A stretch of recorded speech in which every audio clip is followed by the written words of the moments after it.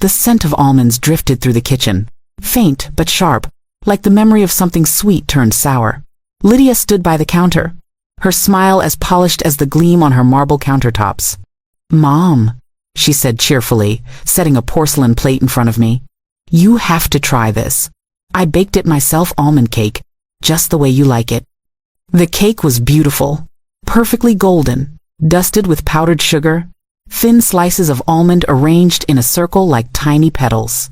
But as I leaned closer, something in that smell made my stomach twist. I'd baked my whole life. I knew what almonds should smell like: light, nutty, comforting. This was different. There was a bitter edge underneath, subtle but wrong, like metal hiding behind sweetness. Still, I smiled. "It looks wonderful, sweetheart." Lydia had been my pride for 30 years, my adopted daughter, my second chance at motherhood after losing my husband in a car accident and a lifetime of trying to have a child of my own. Watching her stand there in her crisp blouse and manicured confidence, I wanted so badly to see the little girl I had raised, the one who used to cling to me after nightmares. She handed me a fork. "Go ahead, Mom. While it's still warm, it's best that way." At the end of the table, her husband Nathan looked up from his phone.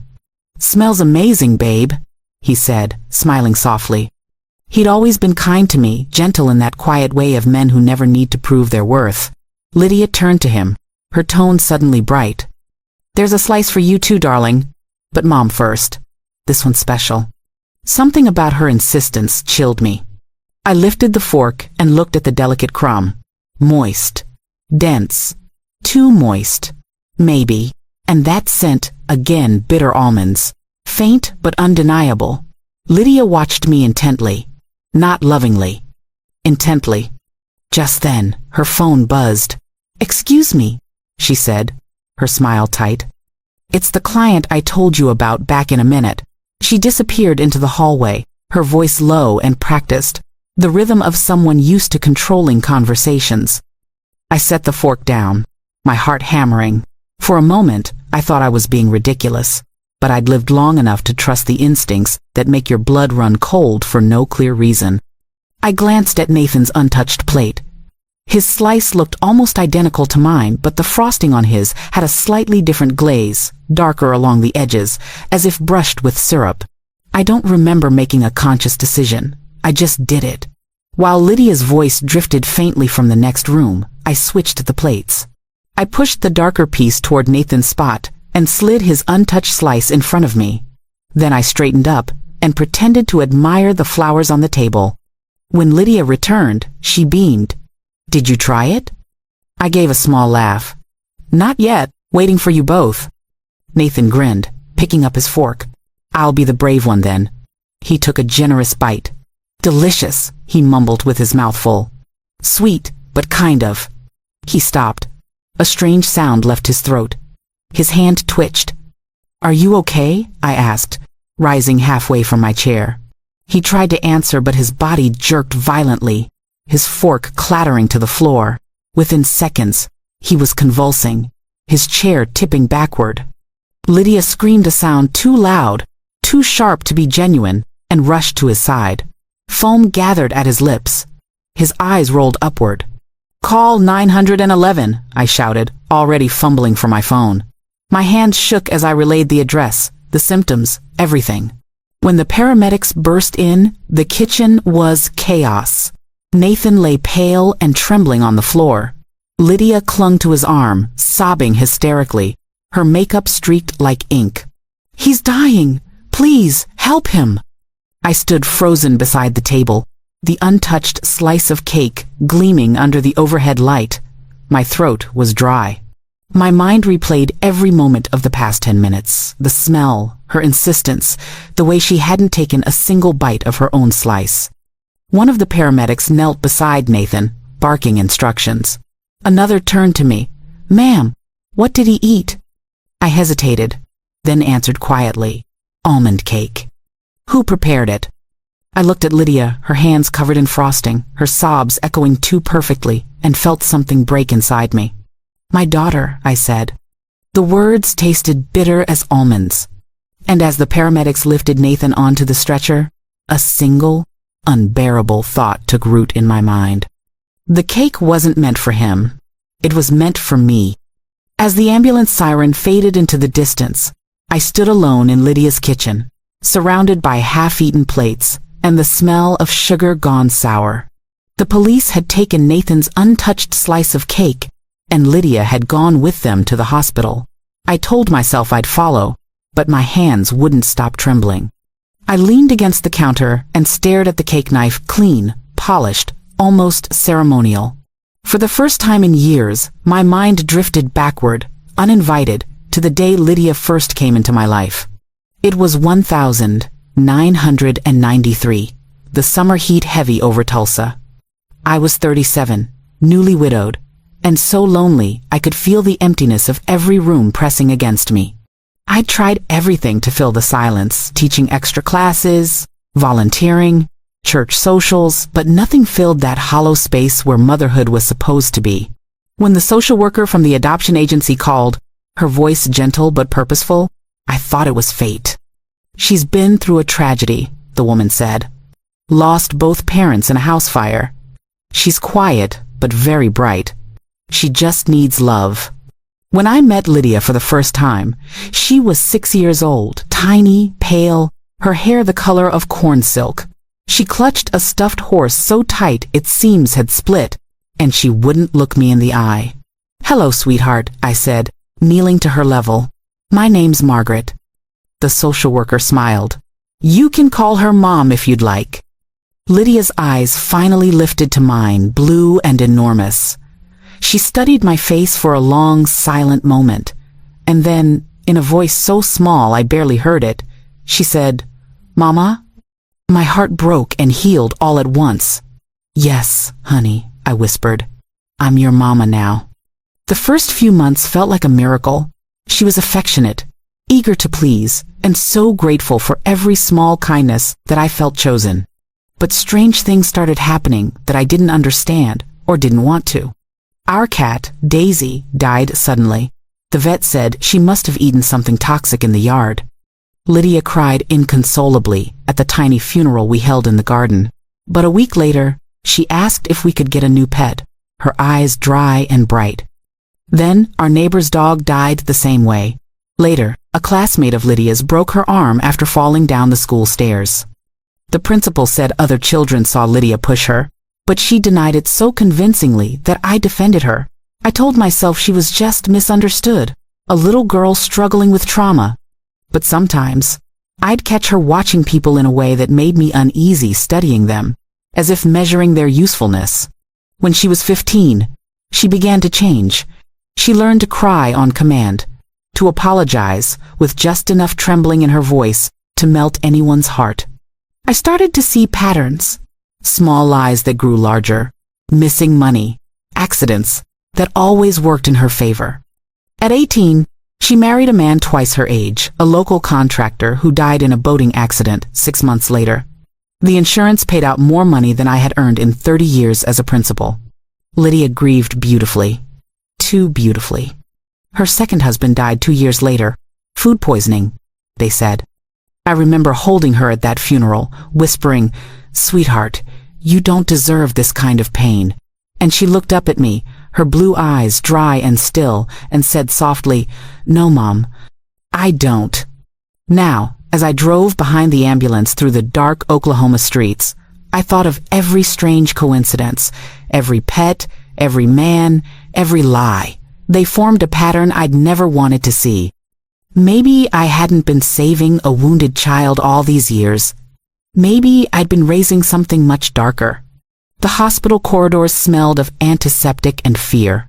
Lydia paced the waiting room like a caged animal, her heels clicking against the linoleum floor, her face hidden behind trembling hands.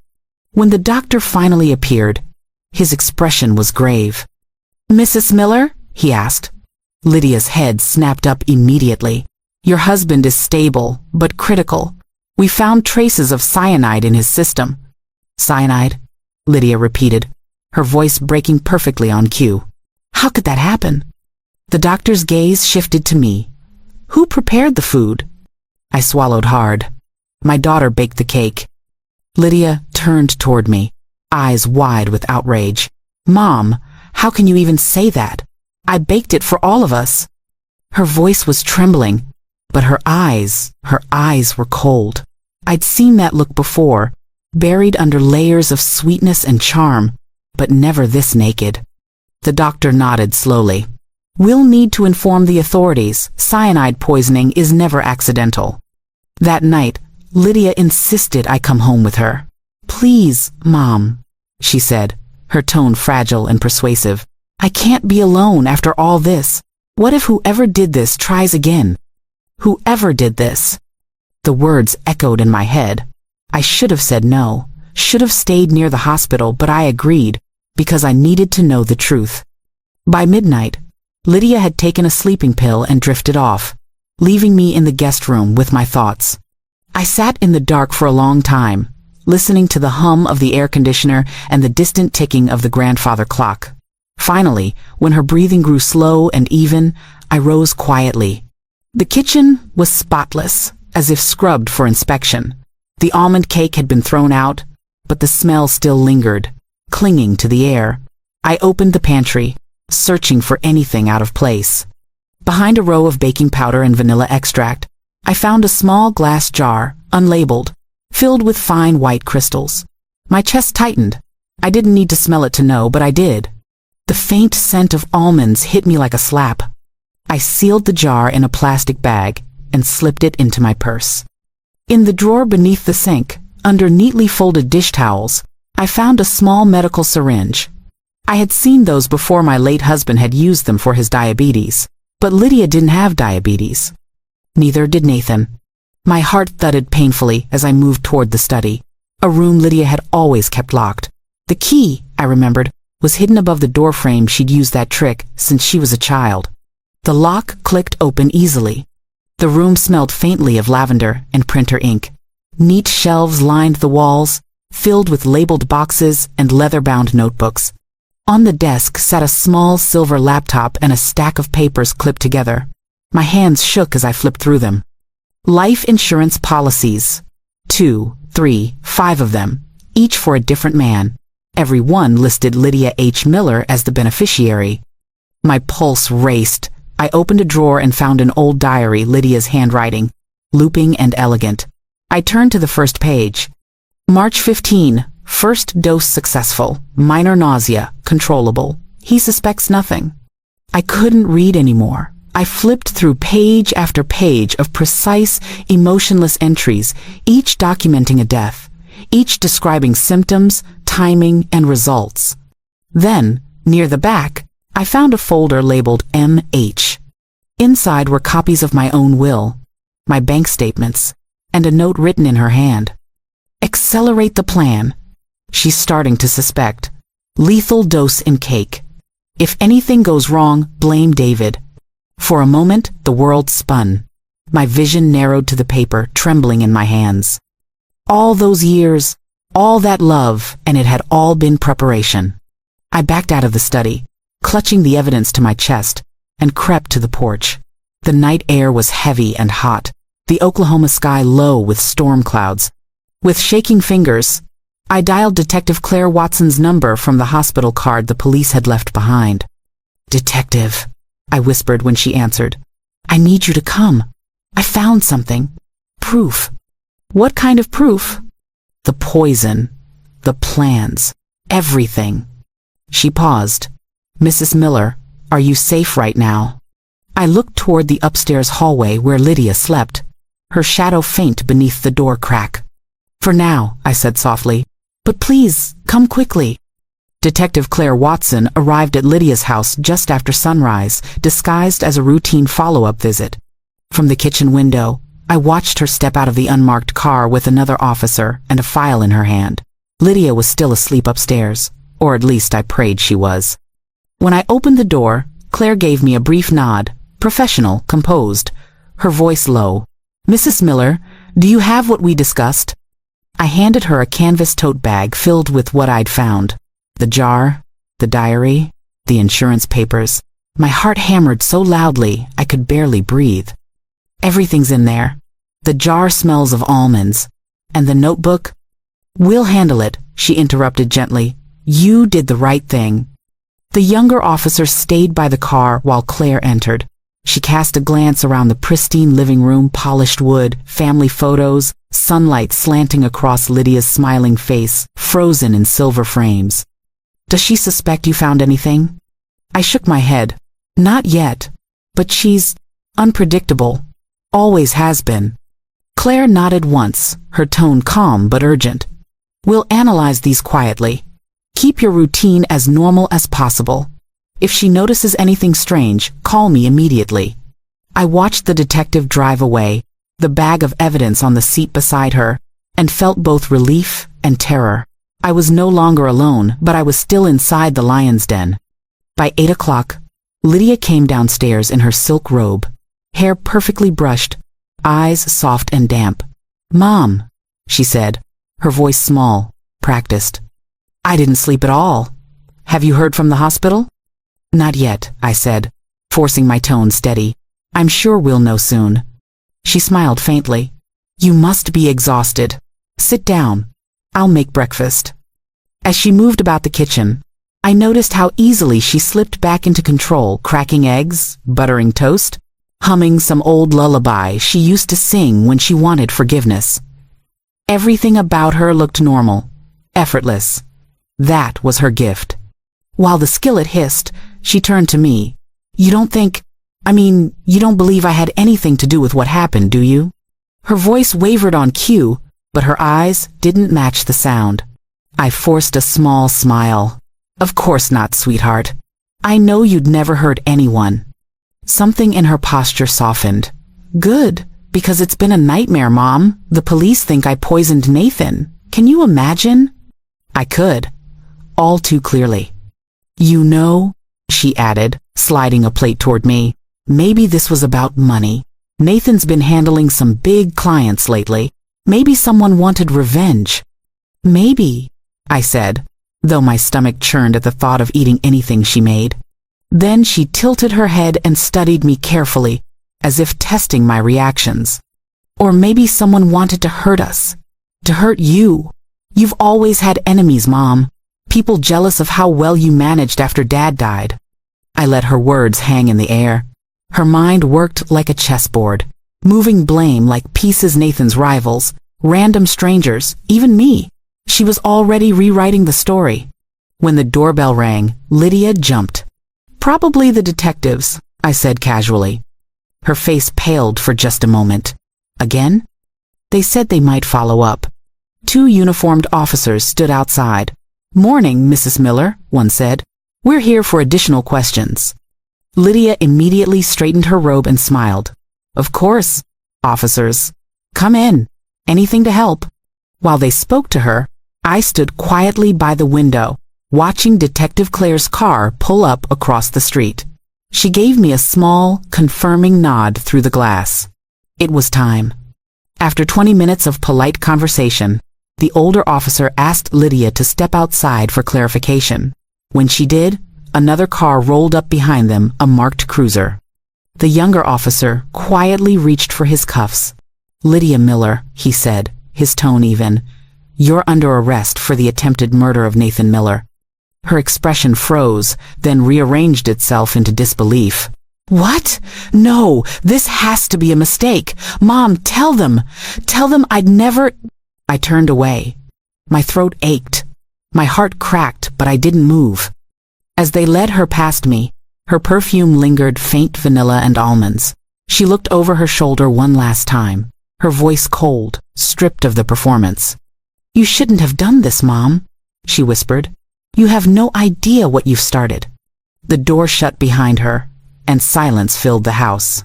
For a long moment, I stood by the window, staring at the empty plate on the table. My reflection in the glass looked like a stranger's, older, harder, but finally awake. That night, Detective Claire called. "Mrs. Miller, we've reviewed the diary. It doesn't end with Nathan. We've found references to other names, deaths, years apart. She's been killing for a long time." I pressed the phone to my ear, unable to speak. "Get some rest," Claire said gently. "You did the right thing." When the call ended, I sat alone in the dark kitchen. The smell of almonds still clung to the air, faint but unforgettable. And for the first time, I let myself say it out loud what I'd been too terrified to think. My daughter tried to kill me. The words broke something inside me and set something else free. 3 weeks passed before I gathered the courage to see Lydia again.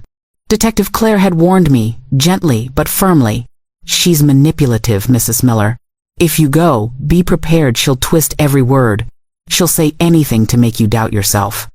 But I had to go. I needed to see her one last time, not as the daughter I'd loved, but as the stranger I'd finally come to understand. The county jail sat just outside Tulsa, a low concrete building surrounded by chain-link fences and razor wire that glinted in the sun. The air smelled like rain and rust. Inside, the guard led me through a series of buzzing doors until we reached a sterile gray room divided by a metal table. Lydia was already there, sitting with her hands folded neatly in front of her, her orange jumpsuit pressed and spotless, as if she'd ironed it. When she saw me, her face brightened with the same practiced smile she'd worn all her life. "Mom," she breathed, "you came." I sat down across from her, folding my trembling hands in my lap. "Yes, I needed to hear the truth from you." Her eyes filled with tears so quickly it was almost impressive. "Mom, I didn't do anything. They're saying such awful things. You have to believe me. You've always believed me." I looked at her steadily. "That's the problem, Lydia. I believed you for 30 years. For the briefest moment, something flickered behind her eyes' irritation, maybe even contempt, but it vanished under another layer of practiced fragility. "I know you're confused," she said softly. "You've been through so much. I would never hurt Nathan, and I would never hurt you." I leaned forward. "Then why did I find my will in your study? My bank statements? A folder labeled Final Plan? Tell me, Lydia, how do you explain that?" Her expression froze, just for a heartbeat. Then she gave a little laugh, light and dismissive. "You must have misunderstood. I was helping organize your finances. You're getting older, Mom, and I wanted to make sure—" "Don't," I interrupted. My voice cracked, but I didn't lower it. "Don't lie to me again. I read your diary." For the first time since she was a child, Lydia didn't speak. The silence between us grew so heavy it felt alive. Then, slowly, her posture changed. She sat back, eyes narrowing, her voice losing its sweetness. "So you finally figured it out." My stomach twisted. "You tried to kill me." "Don't be dramatic," she said coolly. "I was just speeding up what was already inevitable. You're old, Mom. You've had a good life, and I would have taken care of everything, just like you wanted. Your house, your accounts, it would have gone to someone who actually deserved it." "Deserved it?" I whispered. Her lips curved into a faint, chilling smile. "You always said you wanted to leave something behind that mattered. I would have made sure